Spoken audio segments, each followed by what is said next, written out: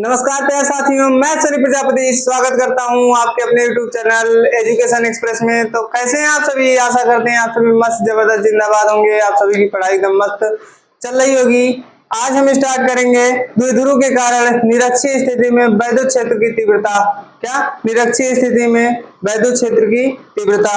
तो आइए स्टार्ट करते हैं। तो क्या करेंगे, माना कोई द्विध्रुव ए बी है और नीचे बनाते हैं, माना कोई द्विध्रुव क्या है, ए बी है, जिस पर क्रमशः -q और +q आवेश है। माना कोई द्विध्रुव ए बी है जिस पर -q और +q आवेश है। ठीक है। द्विध्रुव की लंबाई आप लोगों को पिछले वीडियो में बताया गया था। द्विध्रुव की लंबाई क्या है? L है। द्विध्रुव की लंबाई क्या है? L है। द्विध्रुव का केंद्र O है। अब इस द्विध्रुव के केंद्र O से निरक्षीय स्थिति में इसकी लंबाई क्या है? 2L है। अब केंद्र O से, जो केंद्र O से है, यहां से R दूरी पर, केंद्र O से R दूरी पर कोई बिंदु P है जहां पे हमें क्या निकालना है? वैद्युत क्षेत्र की तीव्रता ज्ञात करना है। देखिए क्या है, कोई द्विध्रुव ए बी है जिस पर क्रमशः आवेश -q और +q है। एक ए बी का द्विध्रुव की लंबाई क्या है? 2L है। द्विध्रुव का केंद्र O है। केंद्र से R दूरी पर कोई बिंदु P है जहां पे हमें वैद्युत क्षेत्र की तीव्रता क्या करना है? ज्ञात करना है। अब ठीक है, अब हम क्या करेंगे, इसमें हम A को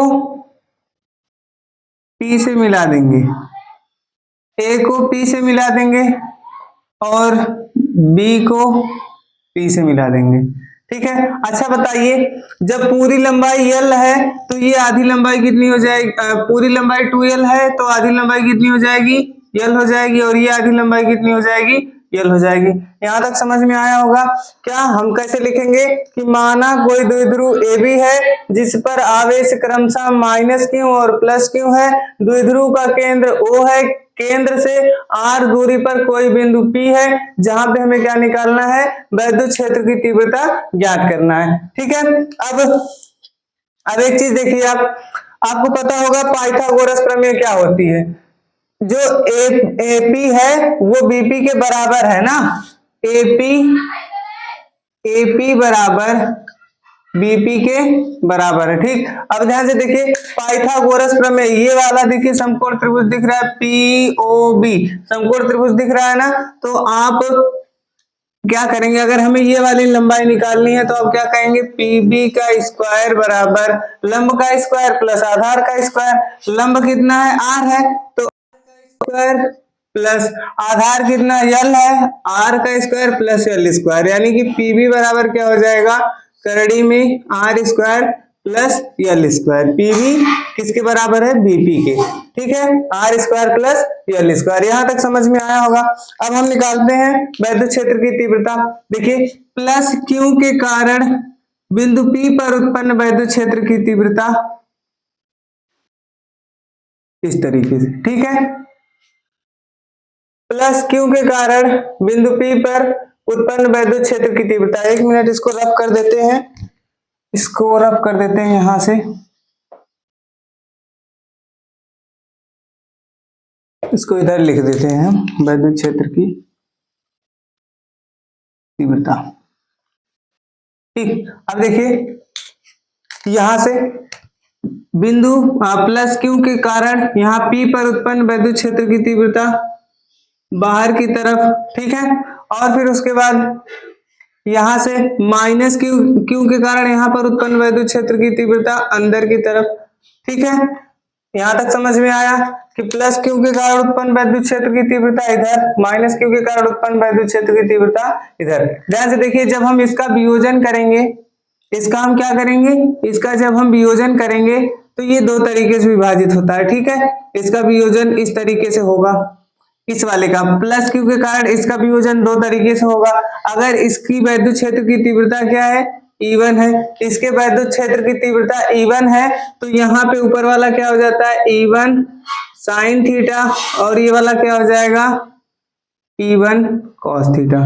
ठीक है, अब उसी तरीके से अब हम क्या करेंगे, माइनस क्यू के कारण उत्पन्न विद्युत क्षेत्र की तीव्रता अंदर की तरफ, इधर इसका वियोजन होगा, इसका जब वियोजन होगा तो ये नीचे वाला क्या हो जाएगा, नीचे वाला हो जाएगा आपका E1 E2 है, माइनस क्यू के कारण E2 है, ये क्या हो जाएगा E2 साइन थीटा, और ये वाला क्या हो जाएगा E2 कॉस थीटा। यहां तक समझ में आया। पहले प्लस क्यू के कारण उत्पन्न विद्युत क्षेत्र की तीव्रता यहाँ पे हम क्या मान लेते हैं E1 है। ठीक है, E1 का जब वियोजन करेंगे तो ये E1 साइन थीटा हो जाएगा, ये क्या हो जाएगा E1 कॉस थीटा। उसी तरीके से माइनस क्यू के कारण यहाँ पे विद्युत क्षेत्र की तीव्रता क्या है E2 है, इसका जब वियोजन करेंगे तो ये क्या हो जाएगा E2 कॉस थीटा, ये क्या हो जाएगा E2 साइन थीटा। अब ध्यान से देखिए, जब हम इसके कारण उत्पन्न विद्युत क्षेत्र की तीव्रता यहाँ पे निकालेंगे तो जो E1 है वो E2 के बराबर है। आप क्या कहेंगे E1 बराबर E2, E1 जो है E2 के बराबर है। इसी तरीके से ये जो E1 साइन थीटा है E2 साइन थीटा से क्या हो जाएगा, कैंसल हो जाएगा। E1 sine theta E2 sine theta से कैंसल हो जाएगा क्योंकि E1 बराबर क्या है E2।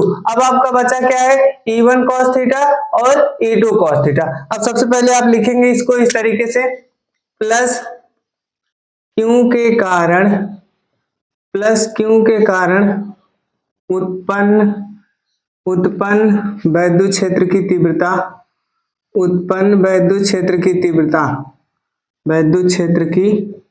तीव्रता, आप क्या माने, प्लस क्यू के कारण उत्पन्न विद्युत क्षेत्र की तीव्रता, यहां से ये है तो प्लस क्यू के कारण क्या हो जाएगा 1/4 पाई एप्सिलॉन नॉट क्यू बटे आर का मान, यहां से यहां तक की दूरी कितनी है, आप लोगों ने कर्ण का मान क्या निकाला √r² प्लस L², यानी कि इसका मान क्या है r² प्लस L², तो आप क्यू बटे क्या कर देंगे √r² प्लस L² कर देंगे।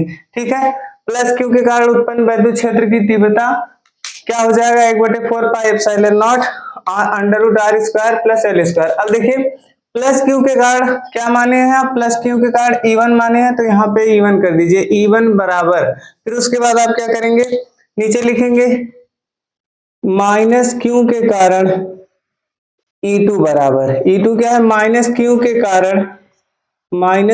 कारण उत्पन्न विद्युत क्षेत्र की तीव्रता, माइनस क्यू के कारण उत्पन्न विद्युत क्षेत्र की तीव्रता, ये क्या हो जाएगा 1/4 पाई एप्सिलॉन नॉट क्यू बटे माइनस क्यू के कारण यहाँ पर, तो ये भी दूरी क्या हो जाएगी, ओहो यहाँ पे जो आपका प्लस क्यू के कारण उत्पन्न विद्युत क्षेत्र की तीव्रता है 1/4 पाई एप्सिलॉन नॉट क्यू बटे r² होता है, ये दूरी आपकी है, इसका भी क्या हो जाएगा स्क्वायर हो जाएगा। ठीक है, सेम उस तरीके से यहाँ पे भी होगा, यहां से इस पर इस बिंदु पर उत्पन्न विद्युत क्षेत्र की तीव्रता 1/4 पाई एप्सिलॉन नॉट क्यू बटे r², r यही है, ये वाली दूरी कितनी है आपकी √r² प्लस L², तो √r² प्लस L², इसका क्या कर देंगे स्क्वायर कर देंगे।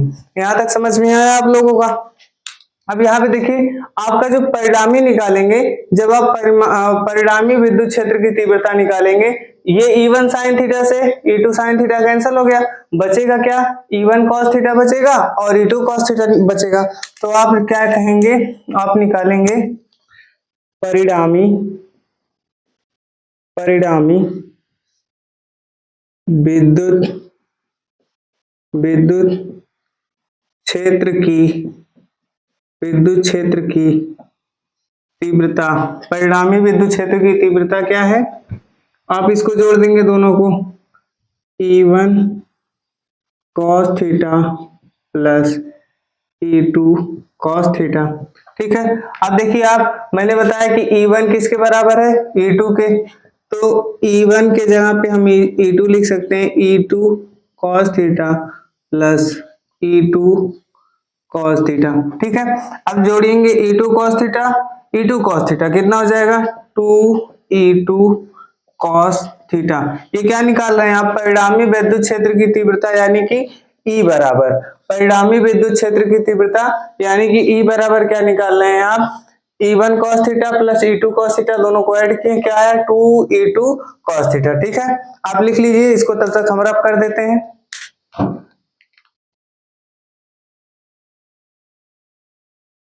ठीक है, अब परिणामी वैद्युत क्षेत्र की तीव्रता 2E2 cos थीटा, यानी कि E बराबर क्या हो जाएगा 2E2 क्या था आपका 1/4 पाई एप्सिलॉन नॉट Q बटे आर स्क्वायर, यानी कि √R² प्लस L² का होल स्क्वायर। ये क्या था आपका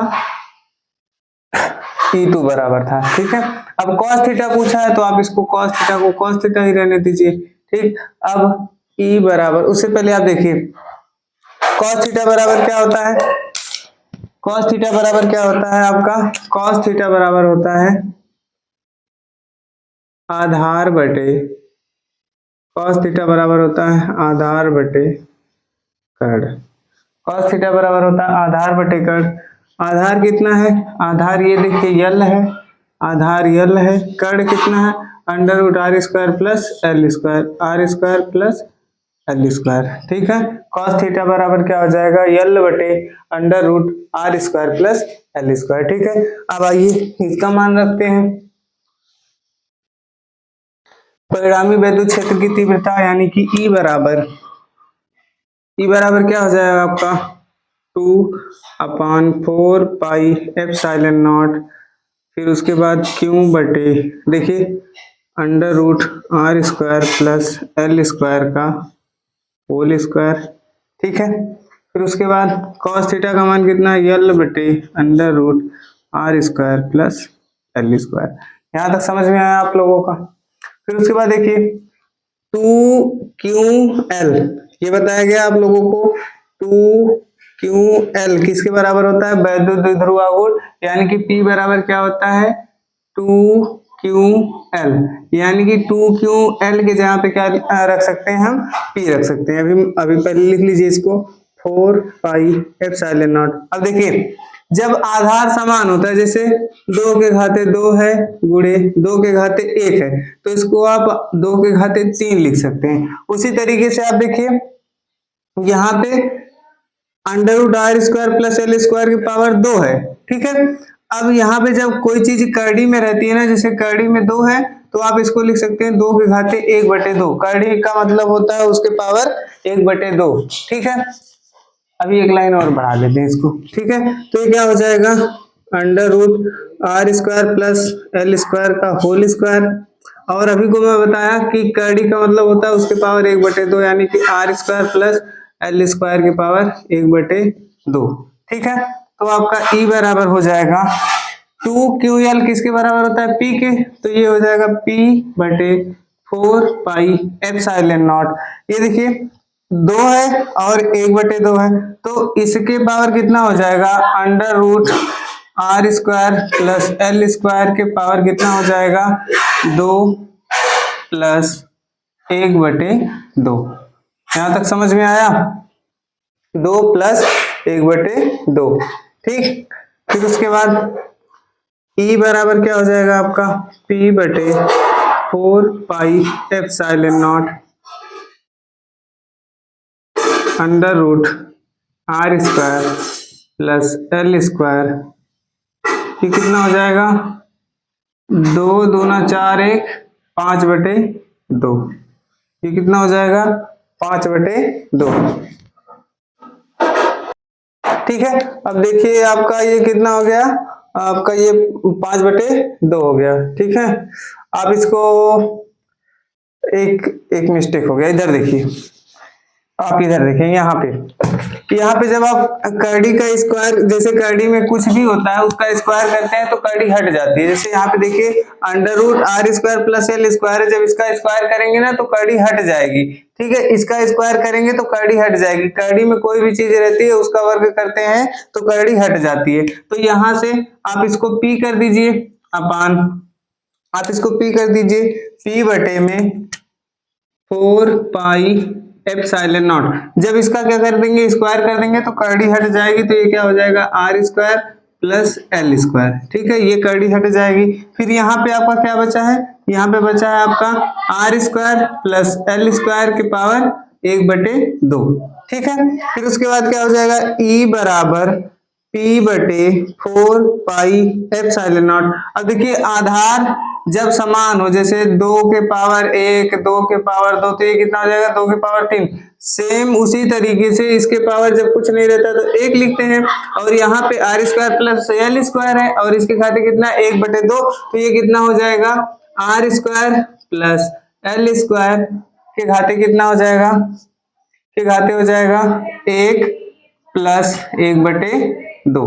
ठीक है, बराबर पी बटे 4 पाई एप्सिलॉन नॉट, ये कितना हो जाएगा R square plus L square के पावर 2 1 कम 2 1 3/2 हो जाएगा, बराबर पी। हाँ, अब देखिए आप क्या लिखेंगे, लिखेंगे कि जो यल का मान है, जो यल का मान है वो आर से बहुत छोटा है, वो आर से बहुत छोटा है, इसलिए यल लगभग किसके बराबर है 0 के, इसलिए यल किसके बराबर है 0 के। ठीक है, अब आप क्या करेंगे, अब आप क्या करेंगे, इसको तरीके से जगह बना देते हैं। ठीक है, अब यहां से ई बराबर क्या हो जाएगा, ई बटे 4 पाई एप्सिलॉन नॉट, आर यल का मान क्या कर देंगे 0 कर देंगे, तो यहाँ पे क्या है आर स्क्वायर, यल का मान 0 कर देंगे तो आर स्क्वायर इसके घाते कितना है, इसके घाते है 3/2, इसके पावर कितना है 3/2, और घात का घात में गुणा हो जाता है तो p बटे 4 पाई एप्सिलॉन नॉट, घात का घात में गुणा हो जाएगा 2 के आर स्क्वायर गुणे 3/2, ये 2 से 2 कट जाएगा, यानी कि ई बराबर क्या आएगा आप लोगों को, ई बराबर आ जाएगा p बटे 4 pi epsilon naught R cube, इसके पावर आर क्यूब बचा, ये आपका आ जाएगा फॉर्मूला निरक्षीय स्थिति में वैद्युत क्षेत्र की तीव्रता। ये हो गया आप लोगों का फॉर्मूला, ई बराबर p बटे 4 pi epsilon naught R cube. तो कैसी लगी वीडियो, वीडियो पसंद आई हो तो एक बार वीडियो को लाइक करें और ज्यादा से ज्यादा शेयर करें। धन्यवाद।